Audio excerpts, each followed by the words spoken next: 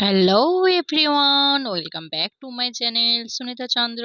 তো বন্ধুরা, দেখো আজকে তোমরা হয়তো ভাবতেই পারো যে ঋষি এত সব দিয়ে কেন ভাত খাচ্ছে। তো সকাল সকাল না, আমার আজকে মনেই ছিল না যে ঋষির আজকে জন্মদিন, আমাকে রান্না করতে হবে এত সব। ঠিক আছে, তো ঋষির পিপি আজকে সকালেই ফোন করলো ঋষিকে হ্যাপি বার্থডে বলার জন্য, তাই তো। তো হ্যাপি বার্থডে বলার পর আমার মনে পড়ছে, এই বাবা, তাহলে ঋষির জন্মদিন যেহেতু আমাকে তো একটু বেশিই রান্না করতে হবে আজকে। তো সেই কারণে ঝটাপট করে বাড়িতে যা ছিল তাই রান্না করলাম। তো মাছটা আনা ছিল না, তোমার দাদা ভাইকে পরে বাজার থেকে মাছটা আনা করালাম, তারপরে মাছের ঝোল করলাম। তো ঋষি তো, আমি ভেবেছিলাম আজকে জন্মদিন যেহেতু ঋষিকে একটু খাইয়ে দেব। আর আমার ছেলেটা না এত দুষ্টু, মানে কি বলবো, যেরকম ভালো সেরকম দুষ্টু আর কি। কিছুতেই আমাকে খাওয়াতে দেবে না, ও নিজেই খাবে সবকিছু। মানে আমার যদি মনও যায় কোনোদিনও যে ওকে একটু খাইয়ে দিই, তো কিছুতেই খাওয়াতে দেবে না। আর এদিকে চকলেট গুলো দিয়েছিল ওর একটা জেম্মা পাশের বাড়ি, আর ওর এক নিজের কাম্মা, আর ওর বাবা দিয়েছিল লেসটা, একটা চকলেট, কেকটা সেদিনে কিনেছিলাম ওইটা। সবকিছু আর কি দিয়ে দিলাম জন্মদিনে একটু ছবি তোলার জন্য।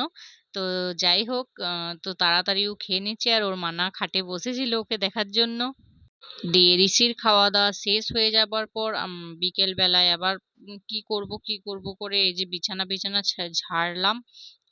তো ইয়ে করব, একটা মনে মনে ভাবনা চিন্তা করলাম যে কাউকে খাওয়াতে তো হবে, কিন্তু যেহেতু আমাদের 5 বছরের আগে কিছু করতে নেই সেরকম, মানে কেক কাটা আরে, তো পায়েস করা ওগুলো করতে নেই বলে ওগুলো সব কিছু করব না। কিন্তু ঋষি যাদের সাথে খেলাধুলো করে, মানে বন্ধুর মতো হয় আর কি, পাড়ার কজন বাচ্চাকে খাওয়াবো, সেটা প্রত্যেকবারই হয়তো খাওয়াই। তো আগের বছর তো যেহেতু আমি ভিডিও ভিডিও করতাম না বলে তোমাদের সাথে শেয়ার করতে পারিনি। তো এইবার যখন করব তো সবই তোমাদের সাথে শেয়ার করব। তো ভেবেছি যখন, সেই জন্য ঝাঁটফাট তাড়াতাড়ি করে দিয়ে দিলাম, তারপর একটা খাতা পেন নিয়ে বসবো, হিসাব করব আর কি কজন হচ্ছে। বা খুব বেশি জন করতে পারবো না, কিন্তু বলেছি তো আগেই, তোমাদের আগের অন্য একটা ভিডিওতে আগেও বলেছি, যাদের মন আছে তাদের ধন নেই, তা যাদের ধন ও সম্পত্তি আছে তাদের মন নেই। এ কথাটা কিন্তু মানে অক্ষরে অক্ষরে পালন। আমার কাছে কিন্তু টাকা পয়সা খুব একটা নেই, কিন্তু আমার সব সময়ের জন্য মনে হয় যে আমি কাউকে একটু করে খাওয়াবো। তো এই ইচ্ছাটা আমার সবসময় বরাবরের জন্যই। তো যেমন কথা তেমন কাজ, এই যে দেখো খাতা পেন নিয়ে বসে পড়েছি হিসাব করতে, মানে কতজন হবে, কি আনতে হবে আর হবে। দোকানের ফর্দটা করে দিলাম। তারপর সন্ধ্যেবেলায় ঋষি ও ঠাম্মির সাথে দোকান গেছিল আনতে। আর দোকানের ফর্দ লিখতে লিখতে আমিও বাটি নিয়ে বসে পড়েছি, বাটিতে ছোট ছোট সেই বিস্কুট গুলো কিনেছিলাম, বিস্কুট নিয়েছি আর বড় বিস্কুট একটা নিয়েছি। তো খাচ্ছি আর লিখছি, ভাবছি কাকে কাকে বলবো। তো এই নিয়ে টাইমটা পেরিয়ে গেল সারা বিকেলটা। আর আমি যেটা করব ঋষি বাবা সেটাতেই আর কি সমর্থ, মানে জানে যে আমি ভুল কাজ কিছু করব না, সে কারণে ওকে জিজ্ঞাসা করারও কিছু নেই, আমি যেটা করব সেটাই। তো এইসব করতে করতে প্রায় সন্ধে হয়ে গেল। আজকে না বেগনি চপ কিছু করতেও পাইনি, মানে বেসনও ছিল না বাড়িতে।